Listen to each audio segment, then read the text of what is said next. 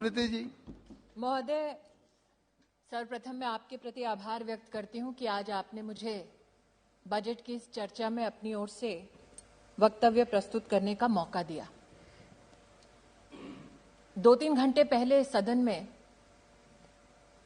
एक वक्तव्य ऐसा आया जिसे सुनकर सोचने पर सदन का हर सदस्य मजबूर हो गया कि एक व्यक्ति झूठ की नींव पर खड़ा असत्य की और कितनी इमारतें बना सकता है। उस व्यक्ति ने सदन की गरिमा का बिल्कुल ख्याल ना रखते हुए इस सदन द्वारा संवैधानिक तरीके से पारित कानून को काला कहा। संविधान की अवहेलना करना इस सज्जन के लिए नई बात नहीं है। इस सदन में बजट के ऊपर चर्चा करना उन्हें स्वीकार नहीं। इस बात को देखकर कई लोग हतप्रभ रहे होंगे कि चर्चा बजट से संबंधित है तो बजट पर व्यक्ति क्यों ना बोले, लेकिन शायद मंशा यह है कि यह बजट भारत को आत्मनिर्भर बनाने का बजट है। यह बजट भारत को जोड़ने का बजट है। और जिन लोगों ने दिल्ली में भारत के टुकड़े होने के नारे का समर्थन किया, वो भारत को समर्पित इस बजट का समर्थन कभी नहीं कर पाएंगे। मैं अचंभित थी सभापति महोदय जब उस व्यक्ति ने किसान की दुहाई दी और आरोप मढ़ा इस सरकार पर। अचंभित इसलिए क्योंकि जिस क्षेत्र के वो निवर्तमान सांसद हैं,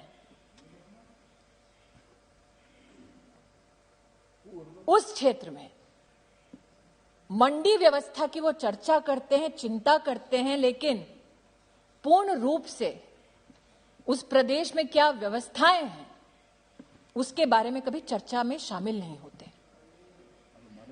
और जिस प्रदेश, जिस लोकसभा क्षेत्र से वो हारे, उस प्रदेश, उस लोकसभा क्षेत्र में किसान का उन्होंने क्या हाल किया, आज आपकी अनुमति से अध्यक्ष जी, सभापति महोदय जी, मैं उस संदर्भ में कुछ बोलना चाहती हूं। देश जुड़ता है तब जब महामारी दस्तक दे देश पर और देश का प्रधानमंत्री ये चिंता करे कि देश का एक भी गरीब रात को भूखे पेट ना सोए। और गरीब कल्याण पैकेज के माध्यम से देश के प्रधानमंत्री 80 करोड़ नागरिकों को 8 महीने तक मुफ्त का राशन पहुंचाने में सफल हो जाएं। इस सज्जन को यह बात स्वीकार नहीं कि 80 करोड़ नागरिकों तक इस बजट के संदर्भ में देश के प्रधानमंत्री ने राशन 8 महीने पहुंचाया कैसे? क्योंकि जब जब सत्ता इनके पास थी तब तब गरीब का क्या हश्र होता था ये देश जानता है, इसलिए आज वो सत्ता में नहीं है। महोदय, जिस बजट में रूरल इंफ्रास्ट्रक्चर का प्रावधान हो उस पर चर्चा करना उस सज्जन को स्वीकार नहीं, क्योंकि अमेठी में 194 ऐसी पंचायतें हैं जिनमें आज तक उस व्यक्ति ने भवन ही नहीं बनवाया था। यह भवन निर्माण तब संभव हुआ महोदय जब देश के प्रधानमंत्री नरेंद्र मोदी बने। आज जब शौचालय की बात करती हूं, 3 लाख परिवारों की बात करती हूं, महोदय सोचिए जिस लोकसभा क्षेत्र से देश के प्रधानमंत्री आए, जो सज्जन आज बालहट का यहां पर उदाहरण दे रहे थे, उस लोकसभा क्षेत्र में 680 ऐसे सार्वजनिक स्थल से महोदय जहां पर जिंदगी में कभी सामुदायिक शौचालय नहीं बना। 2,23,000 करोड़ का आवंटन वित्त मंत्री ने इस बजट के माध्यम से किया, लेकिन सरोकार उस सज्जन को नहीं जब वो सांसद थे, उनके जिला के अस्पताल में महोदय सीटी स्कैन की मशीन तक नहीं थी।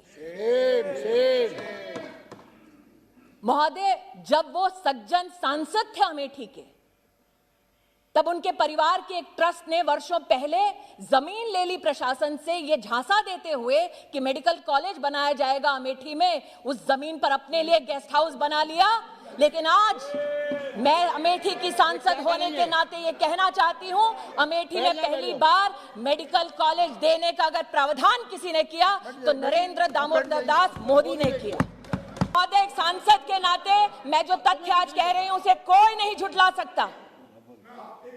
जिस सांसद के रहते अमेठी में एक सीटी स्कैन की जिला अस्पताल में मशीन तक नहीं लगी, सुनने की शक्ति रखो। उस सांसद ने कभी भी इस बात पर चिंतन नहीं किया कि 2010 में अमेठी जिला के सृजन के बाद कलेक्टर का एक ऑफिस तक नहीं बना महोदय। शिलान्यास अगर कलेक्टर ऑफिस के लिए, अगर आरटीओ ऑफिस के लिए, जिला के अगर फायर स्टेशन के लिए, पुलिस लाइन के लिए, जिला विद्यालय निरीक्षक का कार्यालय उसके लिए, अगर ये सारे शिलान्यास, ये सारे कार्य हुए महोदय, तो उस आवंटन की वजह से हुए जिस बजट को आज पीठ दिखाकर वो व्यक्ति यहां से चले गए।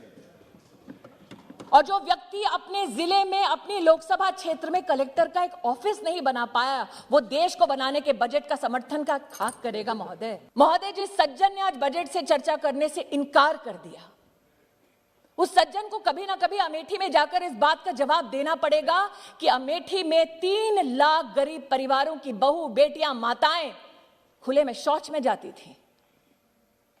उन परिवारों के लिए कभी भी इस सज्जन ने एक शौचालय तक नहीं बनवा कर दिया।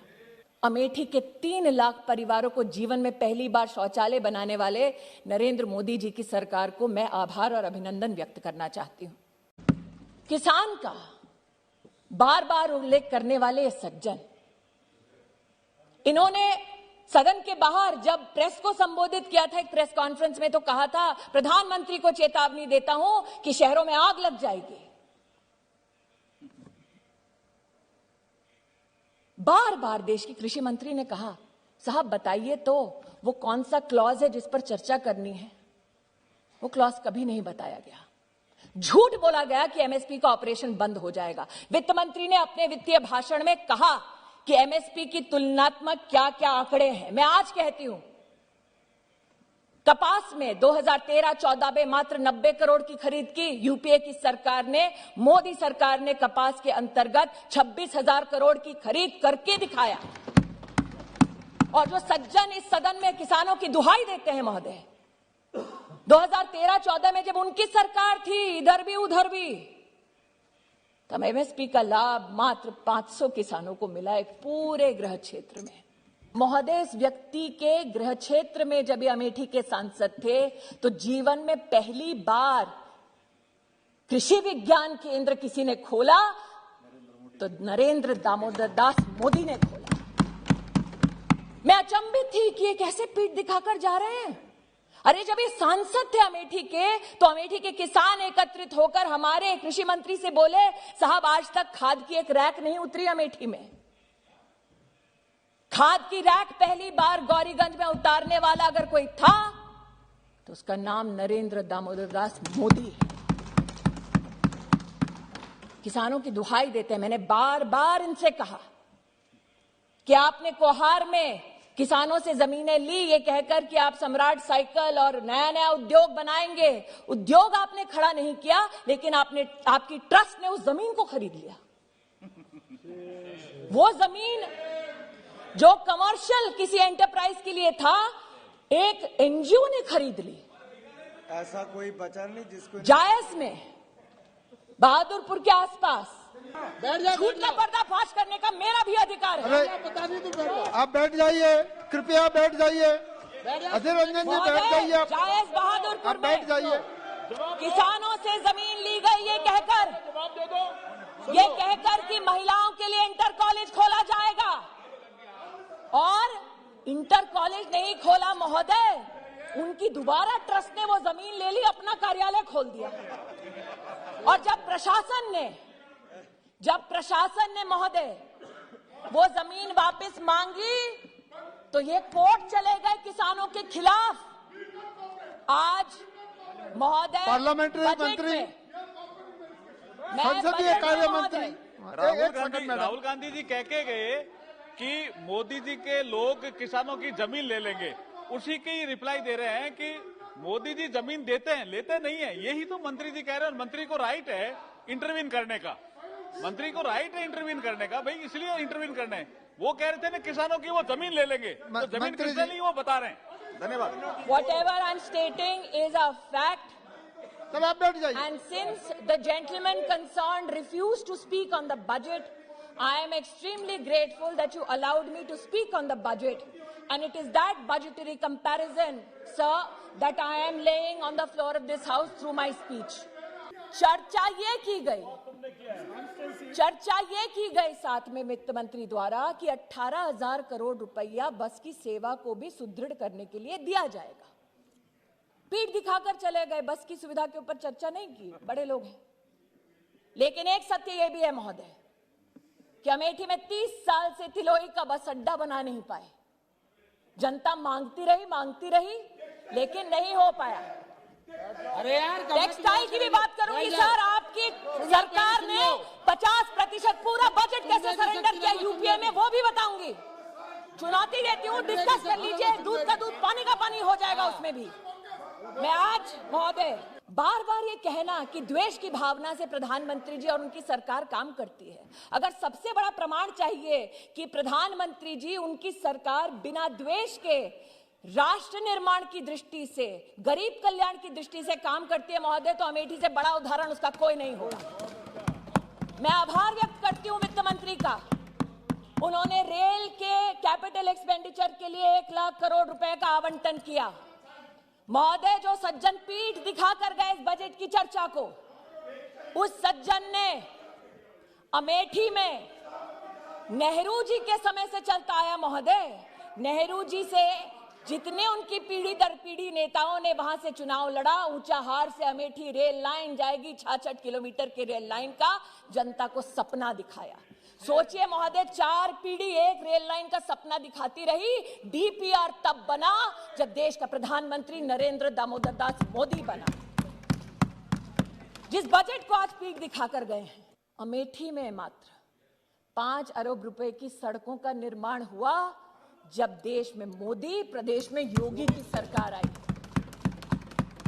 अमेठी बाईपास का सपना 30 साल से लोग लेकर बैठे थे, बार बार मांगते इस सज्जन और उसके परिवार से, लेकिन बाईपास उन्होंने कभी नहीं बनाया। बना जब ऐसे ही बजट में नरेंद्र मोदी जी की सरकार ने आवंटन किया। महोदय, पूर्वांचल एक्सप्रेस अब अमेठी को छूती हुई जाती है। महोदय, आज न सिर्फ बस अड्डे की बात होती है, अमेठी में 680 सार्वजनिक शौचालय बनते हैं।